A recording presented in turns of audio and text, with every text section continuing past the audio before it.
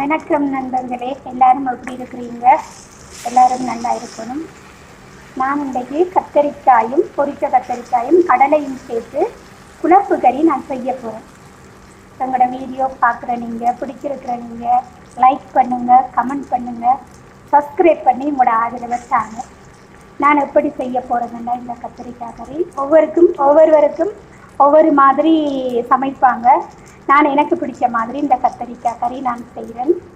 எப்படி செய்கிறேன்னு சொன்னால், இதில் நான் வெங்காயம், பச்சை மிளகாய், வெள்ளைப்பூடு, தக்காளி பழம் எல்லாம் ஒன்று சேர்த்துருக்கிறேன். எல்லாம் சேர்த்து எல்லாம் நல்லா வதங்கிருக்குது. வதங்கின பிறகு கருவேப்பிலை, சின்ன சீரகம், கத்திரிக்காய் கறி குழம்பு நல்ல டேஸ்டாக இருக்கும். கடலை போட்டு வைக்க கருவேப்பிலை, உப்புத்தூளும் மிளகுத்தூளும், இது மஞ்சத்தூள், மிளகுத்தூள், மிளகாய் தூள் எல்லாம் சேர்த்து நல்லா இந்த எண்ணெயிலேயே மிக்ஸ் பண்ணணும்.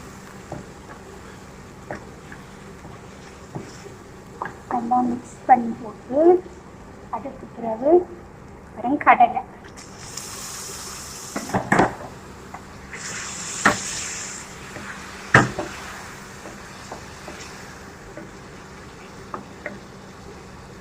நல்ல டேஸ்டாக இருக்கும். கொஞ்சம் கட்டிப்பாலும் சேர்க்கணும். இது கத்தரிக்காய் பொரிச்சு வச்சிருக்கிறேன். பிடிச்ச நீங்கள் ஒரு தடவை கத்தரிக்காயும் கடலையும் போட்டு குழம்பு கறி செய்து பாருங்கள், சாப்பிட்டு பாருங்கள். நல்ல டேஸ்டாக இருக்கும். நல்லா வதங்கி வந்த அப்புறம் ஒரு சொட்டு கட்டிப்பான். இது கொத்தமல்லியில்